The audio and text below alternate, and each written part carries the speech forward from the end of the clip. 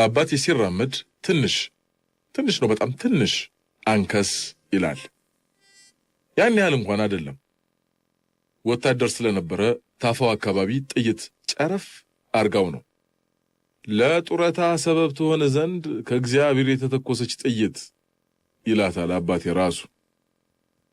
4 እርምጃዎቹ ኖርማል ይሆኑና 5ኛዋ ላይ ትንሽ ወደ ግራ ትንሽ ዘንበል ይላል። ታዲያ አባቴን ጥምድ አድርጎ የያዘው የግራ እግሩን በፈንጂ ያጣ ጎረቤት አለን። በዚች በየ5 እርምጃው ለምትከሰት አንከስ ማለት የአካል ጉዳተኛ ተብሎ ጡረታ ይበላል። ይሄ ለጳጉሜ ከመስከረም እኩል ደሞዝ ከመከፈል አይተናነስም። አይጉድ እያለ ያሸምረዋል፣ መሬት እየቆረቆረ በዱላው። የአባቴን እግር የጨረፈችው ጥይት ለአባቴ ግንባር የተተኮሰች መሆኗን ዘንግቶ የተጫረ እግር ከተቆረጠ እግር እያወዳደረ በጉድለት ቁና የታሪክ ገለባውን ሊሰፍር ይዳደዋል። ጡረታን የጉዳት ዳረጎት አድርጎ የሚያስብ ከንቱ ሰው አንገቱን ተቆርጦ ጡረታ እየተቀበለ መኖር ቢችል ኖሮ ለአገራቸው ክብር አንገታቸውን የተቆረጡት ግራግር ምን አላት ብለው በተቆረጠው ግራግሩ በሳቁበት ነበር። አንዱ በአንዱ ሲስቅ ጀንበር ጥልቅ አለ ይላል ያገሬ ሰው። ቀን ትሁት የተከበረ የተጣላ የሚያስታርቅ የመንደሩ ዋልታ ነው አባቴ። ማታ አቤት ቀንና ማታ በአባቴ ባህሪ ሲለኩ ያላቸው ልዩነት። ጧት የነበረው አባቴ ሌላ ክፍለ ዘመን፣ ማታ የሚከሰተው ደግሞ ሌላ ላይ የተፈጠረ ሁለት አባቴ ያለኝ እስኪመስለኝ። አባቴ ማታ ከራሱና ከነዛ 2 ስዕሎች ጋር ይጣላል። ጠጭ ነው፣ በየቀኑ ይጠጣል። ሲጠጣ ቤተሰብ አይረብሽም፣ እናቴን አይናገርም። ቤታችን ግድግዳ ላይ የተለጠፉት 2 ስዕሎች ጋር ነው ዱላ ቀርሽ ግብግብ የሚፈጥረው በቃል። አባትህ ስራው ምንድን ነው ብባል አባቴ ስራው ምን እንደሆነ አላቅም ነው መልሴ። ማርያምን አላቅም። ትምህርት ቤትም እንደዚሁ ብዬ መልሼ ሁሉም ሳቁብኝ። እኔ ግን ለምን እንደሳቁ አልገባኝም። የተማሪዎቹ እሺ ይሁን ምድረ ኩታራ፣ ቲቸር ምን አሳቀው? ከሳቁ በፊት ደግሞ አንገቱን ሰበር አደረገ። የቲቸር ሳቅ ስላበሳጨኝ ሆነ ብዬ ተሳለኩበት። ስለ አባቴ ስራ እንዴት ልበላችሁ? አባቴ አሁን ሾፌር ነው ተብሎ አንድ ፌርማታ ሳያልፍ ሪፖርት ጸሐፊ ይሆናል። እሳቸው የሚጽፉት ማመልከቻ መሬት ጠብ አይልም ተብሎ ባለ ጉዳይ ቤታችን ሲመጣ አባቴ መጋዘንና ሜርቴሎን ይዞ ገና ድሮ አናጺ ሆኗል። እንግዲህ በክረምት ጣራችሁ አፍስሶ ወይ የእንጨት አጥራችሁ ወድቆ ትናንትና እኮ ነው አሁን ጥቅምት ላይ አናጺ የነበረው አባቴ ህዳር ላይ እስኪ አንዴ ጠግንልን ብላችሁ ብትመጡ የከሰል ነጋዴ ሆኖ ታገኙታላችሁ። ጠጭ ነው፣ በየቀኑ ይጠጣል። ሲጠጣ ቤተሰብ አይረብሽም፣ እናቴን አይናገርም። ቤታችን ግድግዳ ላይ የተለጠፉት 2 ስዕሎች ላይ ዱላ ቀረሽ ግብግብ ነው የሚፈጥረው በቃል። ብዙ ስራ ያለውና ምንም ብር የሌለው አባት ታውቃላችሁ? የኔ አባት ነው። ብር ካንዱ ይበደራል፣ የተበደረውን ከሌላ ሰው ተበድሮ ይከፍላል። ለሌላ ሰው ደግሞ ከሌላ ሰው ተበድሮ ይከፍላል። ሕፃን እንደነበርኩ ታዲያ ይሄ የአባቴ የመበደርና ብድር የመክፈል ሳይክሉ መጨረሻ ያለው ስለማይመስለኝ አባቴ እስከ ዘላለሙ በብድር የሚከሰስ የሚታሰር አይመስለኝም ነበር። ብድር ይከፍላል፣ እጁ ላይ ግን ምንም ብር አይኖረውም። ብር ለምን ይጠቅማል ቢሉኝ ብድር ለመክፈል እላለሁ። ደሞዝ ለምን ይጠቅማል ቢባል ብድር ለመክፈል። ታዲያ ለምንድን ነው ሰዎች በባንክ ብድር ቤታቸው ተሸጠ የሚባለው? እንደኔ አባት ብልህ ስላልሆኑ ነው። ስለ ስዕሎቹ ልንገራችሁ።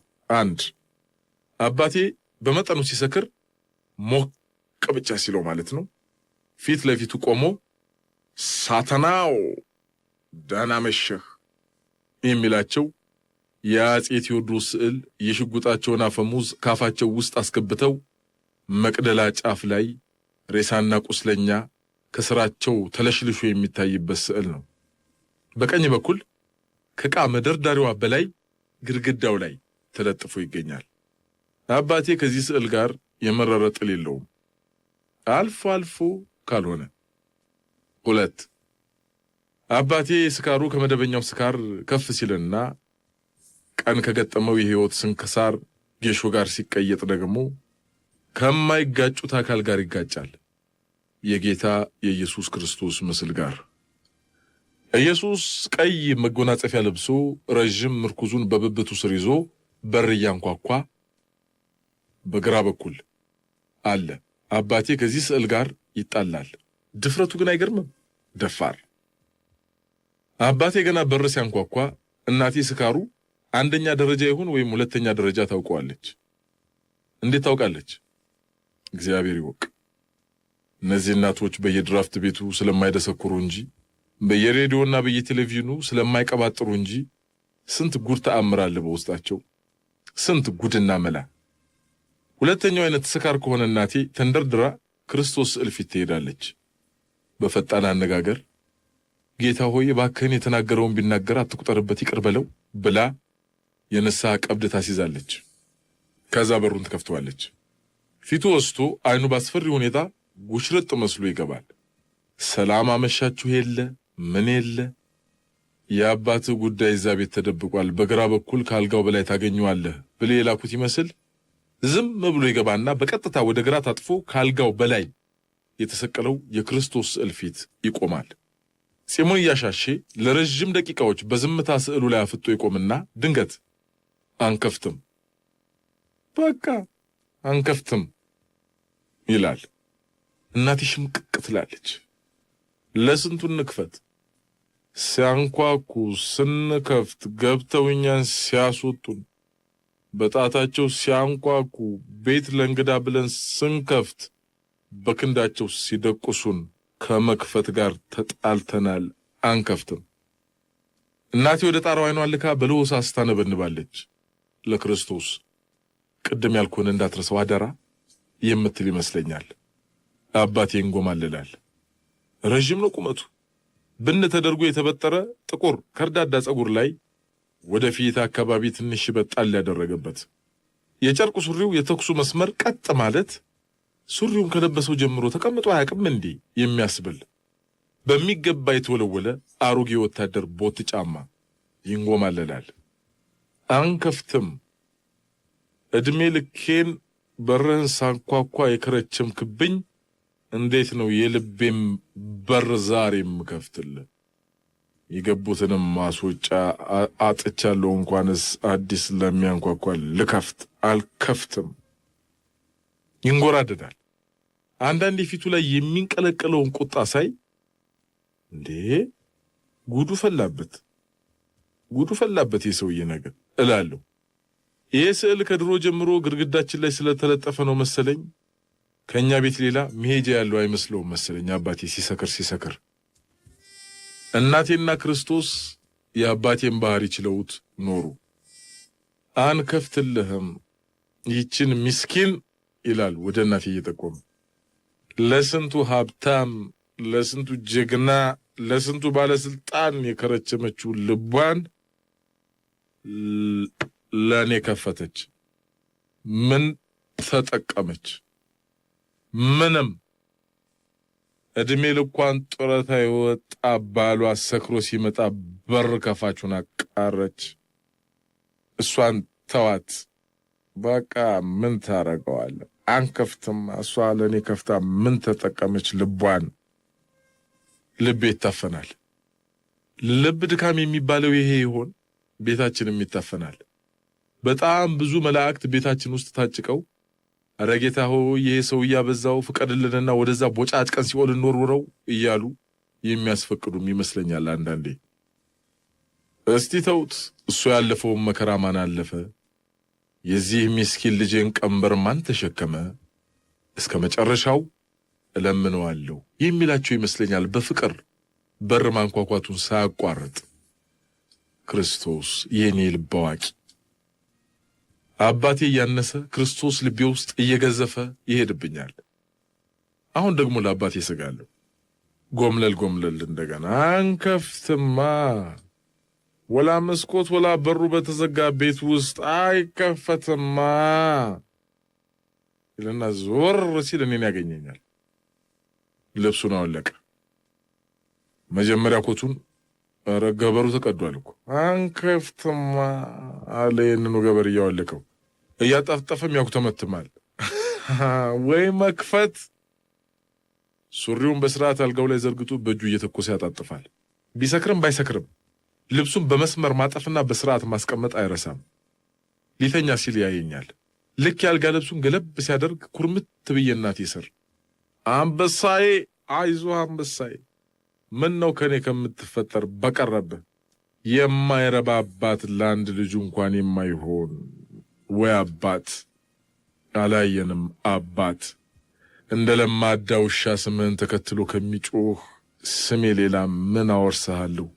ቤሳ ቤስቴ የለም እየተናገረ አልጋ ውስጥ ገብቷል። በብርድ ልብሱ የታፈነ እንቅልፍ የተጫጫነው ድምፁ ያኩተመትማል። ከንቱ ለራሴ ከንቱ ሁኜ የሰው ከንቱ አድርጌ ቀረው። ረዥም ዝምታ የተኛ እስኪመስለን፣ ከዛ ድንገት ዓለሜ ራት በልታችኋል ይላታል እናቴን። አዎ ወይም አልበላንም አትልም። ሁልጊዜ መልሷ ይገርመኛል። ቆንጆ ወጥ ሰርቻለሁ ትንሽ ልስጥህ እስቲ ትለዋለች። ገና ቅድም ተነስታ ጓዳው በር ላይ ደርሳለች። አይ ይላል ስልል ባለ ድምፅ። አንዳንዴ አይ ብሏትም ታቀርብለታለች። ተነስቶ ይበላል። አንዳንዴ አይ ካለ ደግሞ ትመለሳለች። በሁለቱ አይ መካከል ያለው ልዩነት ብዙ ጊዜ ለማጥናት ሞከርኩ። በድምፅ ርዝመት፣ በቅላጼ ተመሳሳይ ናቸው። እናቴ ግን በሁለቱ አዮች መሃል የአባቴን መሻት በቀላሉ ታውቃለች፣ አለመሻቱንም እንደዛው። እንዴት ነው ግን እንደዚህ ማለት አይ የሚገባት? አማርኛ አስተማሪያችን ልጆች ቋንቋን ከቤተሰብ ከማህበረሰብ ይማራሉ አሉን እንጂ ቋንቋን የምንማረው ከህይወት፣ ለዛውም መተሳሰብ መከባበርና መፈቃቀር ካለው የህይወት ልምዳችን ብቻ ነው። አማርኛ አስተማሪያችን ራሳቸው አባባ አይ ቢል እራት አቅርቢልኝ ማለት መሆኑን በጭራሽ አያውቁ። ከማህበረሰቡ ይህን አልተማሩማ። ስሜትና ሰዋሰው ለየቅላቸው። ጠዋት ከእንቅልፌ ስነቃ ብቻዬን ነኝ። እናትና አባቴ ቤተ ክርስቲያን ሄደዋል። የክርስቶስ ስዕል ግን አሁንም አለ። ቆይ አባቴ ከሌለ ማን እንዲከፍትለት ነው የሚያንኳኳው? በብርድ ልብሴ ተጠቅልዬ ስዕሉን እያየሁ አስባለሁ። አባታችሁን ታዘዙ፣ ቤተሰቦቻችሁ የማይወዱትን በመስራት አታሳዝኗቸው ይሉን የለ የሰንበት አስተማሪያችን። ስለዚህ ብቻዬን እያንኳኳም እያየሁት አልከፍትም እላለሁ በልቤ። አባታችሁ የሚላችሁን አክብሩ ብሎ የለ እሱ እንደዛ ስለሚል።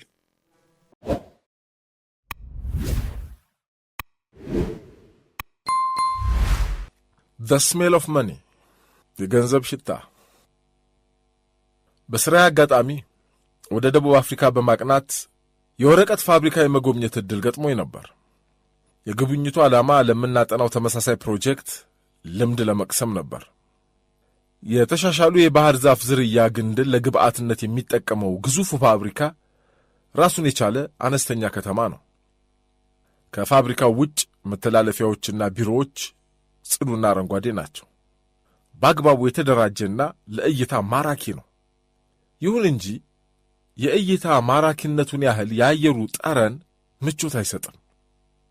የባህር ዛፉን ግንድ ለመቀቀልና ከውስጡ ያለውን ጭረት ለይቶ ለማውጣት ጥቅም ላይ የሚውለው ኬሚካል ሰልፈር የተባለ ጋዝ ወደ አየር ስለሚለቅ የገማ እንቁላል አይነት የለም፣ እንደሱ አይነት ሽታ ያመነጫል። ከትንሽ ቆይታ በኋላ የሚለመድና እዛ ለሚሰሩት እንደውም የማይታወቅ ቢሆንም ለትንሽ ጊዜ መቸገሬን ያየው አስጎብኜ አይዞ ከትንሽ ቆይታ በኋላ ትለምደዋለህ፣ ለጤና ጉዳት የለውም አለኝ። እንዴት ነው ግን አትቸገሩም አልኩት። በፍጹም አንቸገርም፣ እንዲያውም እኛ ስሜል ኦፍ መኒ የገንዘብ ሽታ እንለዋለን አለኝ። ነገሩ ደንቆኝ እኔም ከት ብዬ ሳኩ። አየህ በሸተተን ቁጥር ምርት እየተመረተ እንደሆነ፣ ምርት ካለ ደግሞ የሚገኘው ገንዘብ ትዝ ስለሚለን ለእኛ የገንዘብና የገቢ ሽታ ነው አለኝ ዘና ብሎ። መልእክቱ ሕሊናዬን ሰርስሮ ስለገባ የሆነ ቦታ ሳላስተውለው ያለፍኩት ጽሑፍ ትዝ አለኝና ግልብነት የተሰማኝ። በአንድ ወቅት በአንድ አሜሪካዊ ፕሮፌሰር ወዳጅ ግብዣ ቨርሞንት የተባለችውን የአሜሪካ ግዛት ገጠራማ ክፍል ሄጄ ከሙያዬ ጋር በተያያዘ የአንድ ገበሬ ቤተሰብ ግቢና ቤት የመጎብኘት ዕድል ገጥሞኝ ነበር። ይህ የገበሬ ቤተሰብ እንደ ሌሎች ገበሬዎች እንስሳትን የሚያረባ ወይም ደግሞ ስንዴና በቆሎ የሚያመርት ወይም አትክልትና ፍራፍሬ የሚያለማ አይደለም። ይልቁንም ከእንስሳት አርቢዎች አዛባና ኩስ በመግዛት እንዲሁም የሰብል ቅሪትና የዛፎችን ቅጠላ ቅጠሎች በመሰብሰብ የተፈጥሮ ማዳበሪያ ማዘጋጀትና መሬት አስቢ ትላትሎችንና ቅንቡርሶችን ማራባት ነው። የሰብል የአትክልትና ፍራፍሬ አልሚ ገበሬዎች ይህንን የተፈጥሮ ማዳበሪያና ትላትሎችን በመግዛት መሬታቸውን ያሰባሉ። ከኬሚካል ነፃ በሆነው የተፈጥሮ ስልት ምርታማነታቸውን ያሳድጋሉ፣ የምርት ጥራታቸውን ይጨምራሉ።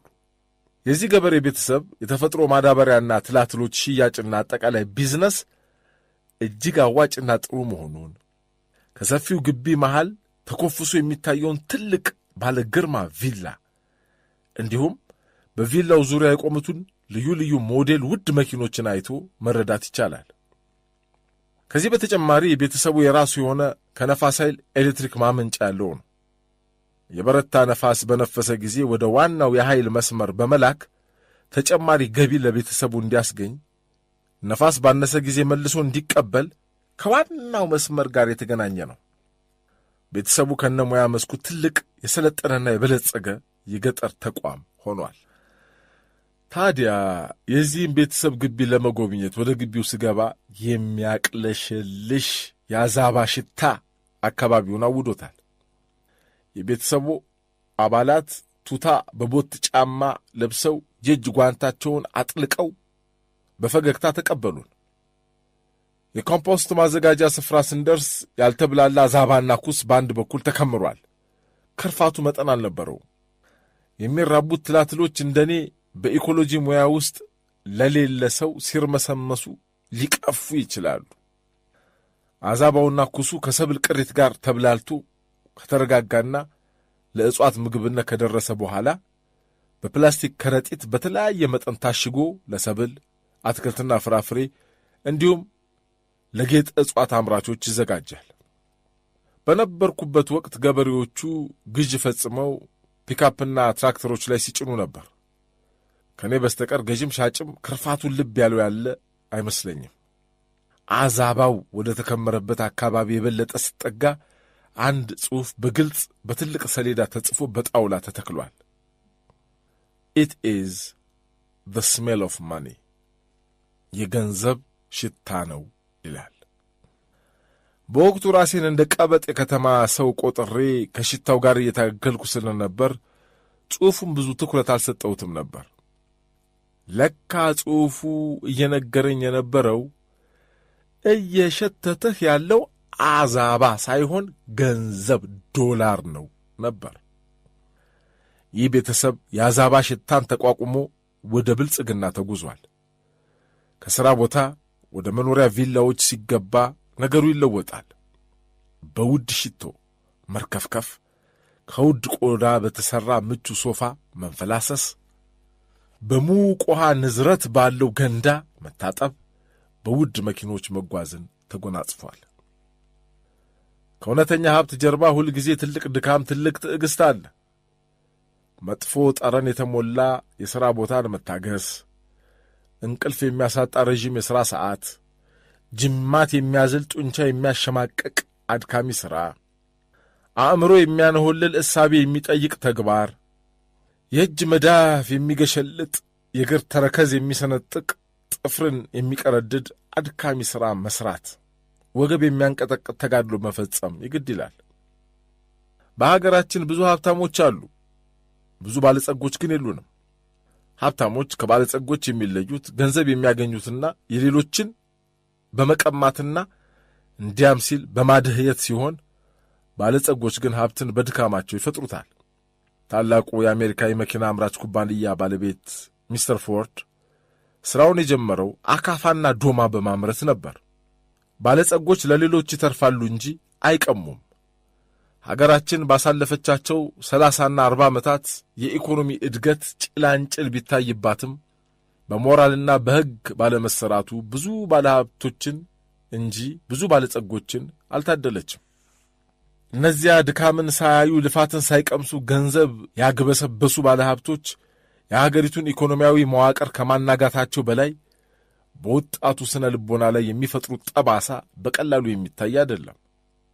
ከትንሽ ወደ ትልቅ፣ ከጠባብ ወደ ሰፊ፣ ከውድቀት ወደ ስኬት፣ ከኮረኮንች መንገድ ወደ ደልዳላ ጉዞ፣ ከመሳሳት ወደ መታረም፣ በመጨረሻም ከማጣት ወደ ማግኘት ከአካልና ከአእምሮ ብስለት ጋር እንደሚታደግ ለወጣቶች ያስተማራቸው አርአያ የሚሆናቸው አልነበረም። ትናንት ምንም ያልነበረው ድንገት ዛሬ በርካታ ሚሊዮን ብሮች፣ ብዙ ሕንፃዎች፣ ተሽከርካሪዎች፣ ድርጅቶች እንዳሉት ይሰማሉ። በቃ የሀብት መንገድ አጭርና አቋራጭ ብቻ እንደሆነ በድካም በጊዜ ሂደት መበልጸግ ሞኝነት እስኪመስላችሁ ድረስ ስነ ልቦናቸውን አጣመምናቸው። በጥቅሉ ከባለጸጎች ስኬት ጀርባ ብዙ የፈሰሰ ወዝ፣ የተንጠባጠበ ላብ፣ የተኮማተረ ጅማት፣ የታጠፈ አንጀት፣ የተላጠ ትከሻ አለ። ከሀብታሞች ታሪክ ጀርባ ግን ቅሚያ፣ ውንብድና፣ ማጭበርበር ይኖራል።